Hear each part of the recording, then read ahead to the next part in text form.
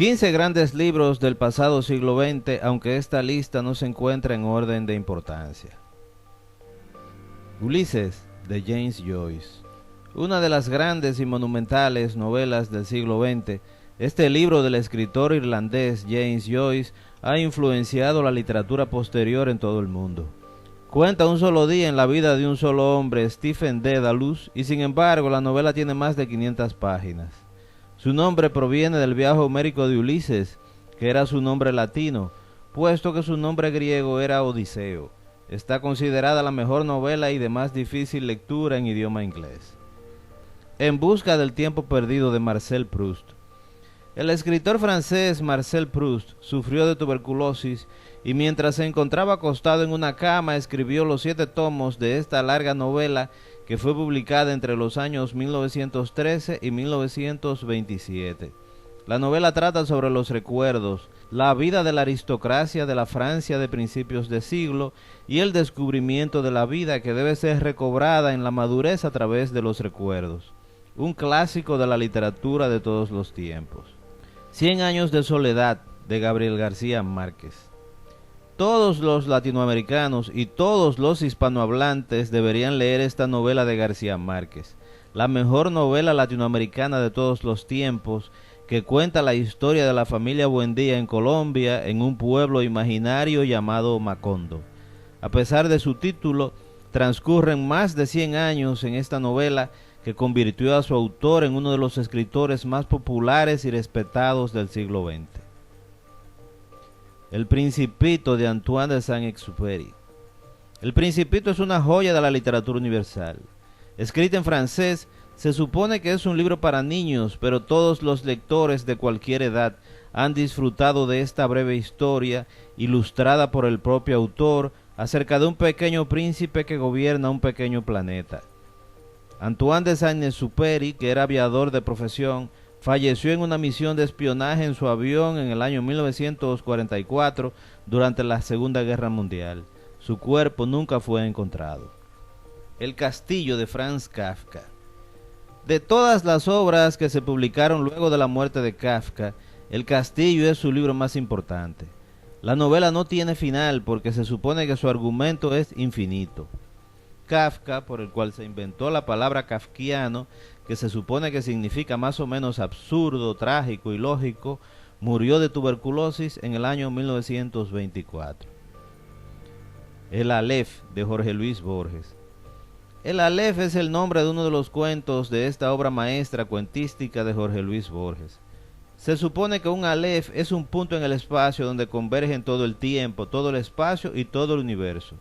El protagonista del cuento, que se supone que es el mismo Borges, descubre un Aleph en una de las habitaciones de la casa de un escritor enemigo.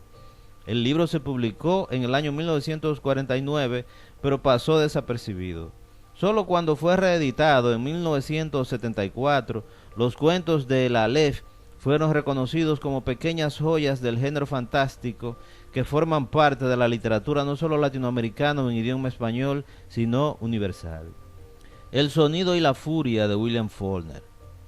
Traducido también como El ruido y la furia, debido a que Faulkner tomó el nombre de la cita de otro William, esta vez William Shakespeare. Esta novela está considerada la mejor del escritor del sur de los Estados Unidos. Es una novela con una estructura complicada que cuenta una misma historia desde el punto de vista de muchos personajes, cada uno de los cuales la cuenta de una manera diferente. Una novela difícil, complicada, de uno de los grandes genios de la literatura del siglo XX, que ha influenciado a los novelistas posteriores a su publicación, entre ellos a los escritores del boom latinoamericano.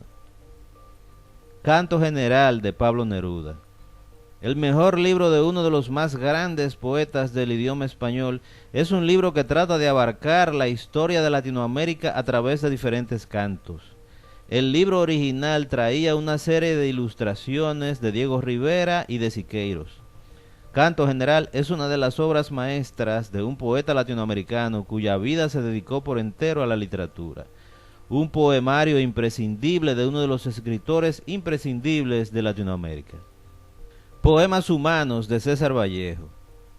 Pudimos haber escogido cualquiera de los poemarios de César Vallejo, incluyendo los Heraldos Negros o Trilce, pero los poemas humanos conjugan las características de toda la poesía de Vallejo, su humanidad, su melancolía, el realismo y a la vez el surrealismo. No es un secreto que César Vallejo y Pablo Neruda son los dos poetas que más han influenciado la literatura latinoamericana del siglo XX, así como Rubén Darío, que era un poeta del siglo XIX. Publicado de manera póstuma por su viuda, este libro ya es un clásico de la literatura en idioma español. El viejo y el mar, de Ernest Hemingway. Esta novela corta la escribió Hemingway en Cuba, donde transcurre la historia que trata acerca de la perseverancia y las victorias secretas. El pescador de la novela logra pescar el pez más grande que ha visto la isla, pero su viaje de vuelta a la costa se convierte en problemático y épico.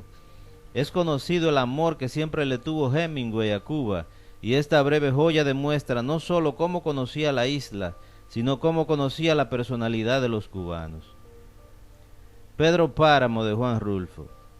Pedro Páramo no es solo la mejor novela mexicana de toda su historia, sino un pequeño libro del género fantástico que al mismo tiempo puede ser considerado realista.